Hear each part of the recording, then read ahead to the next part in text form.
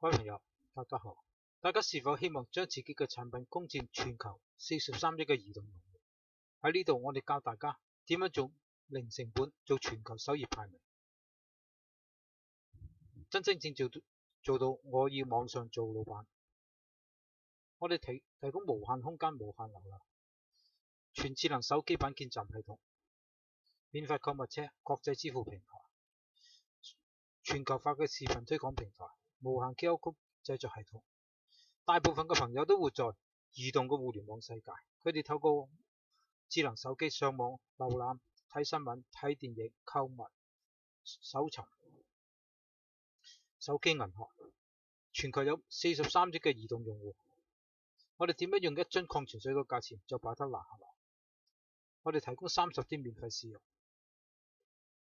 首先，大家要了解一下互聯網每1分鐘嘅海量數據變化。所謂海量 ，YouTube 上傳72個小時視頻 ，Google 搜索有200幾萬，域名增加70個，網站增加570個 ，Amazon 銷售83000蚊美金嘅產品。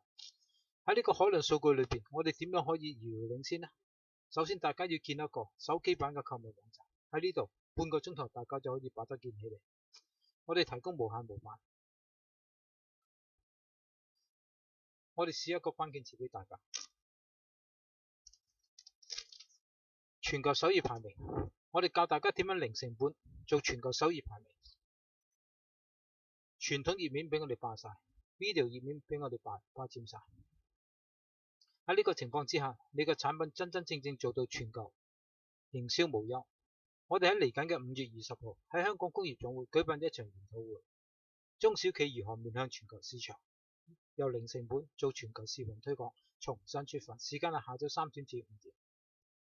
同時，我哋為大家推薦一個全球化嘅視頻平台。所謂全球化，佢係唯一一個可以進入中國市場嘅視頻平台。我哋保證，我哋承諾喺大家嘅視頻播出之前，我哋絕不加插廣告，讓觀眾透過智能手機就可以直接觀賞你嘅視頻，你嘅廣告。如果大家對呢方面要進一步了解嘅，大家不妨同我哋諮詢一下，點樣可以做到全球首頁排名。